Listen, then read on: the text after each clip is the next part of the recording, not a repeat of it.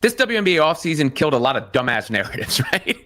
It really did. And I hope they're gone for good. Remember when Shereyl Swoops said nobody wanted to play with Caitlin Clark? That the Fever locker room was so toxic veterans would avoid it like the plague. Well, guess what? A 3-time WNBA champion just proved her completely wrong. Natasha Howard didn't just sign with Indiana. She chose them over other options.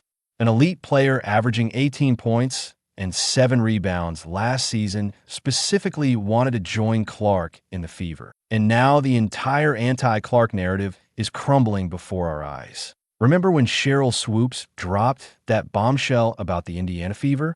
What she said sent shock waves through the WNBA community. Swoops didn't just hint at problems. She flat out declared that nobody wants to play with the Indiana Fever. She didn't stop there either, suggesting there were major locker room issues plaguing the team. This wasn't just some throwaway comment. It was a deliberate attack that painted the Fever as a toxic environment that elite players would actively avoid. And did you see how fast this narrative spread?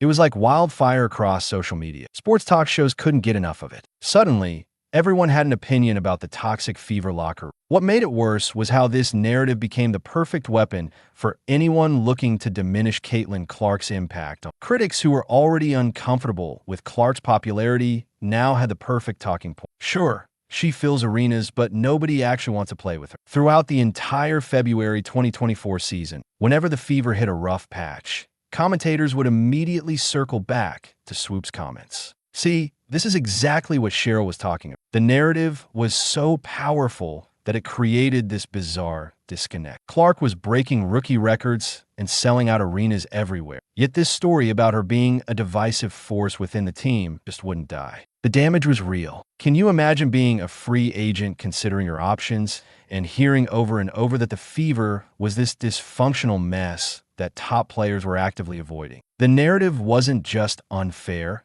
It was potentially sabotaging the Fever's future. Even as Clark's on-court brilliance was undeniable, the shadow of toxicity followed her and the team. I'm just saying, what's crazy is how many fans and analysts simply accepted Swoops' claims.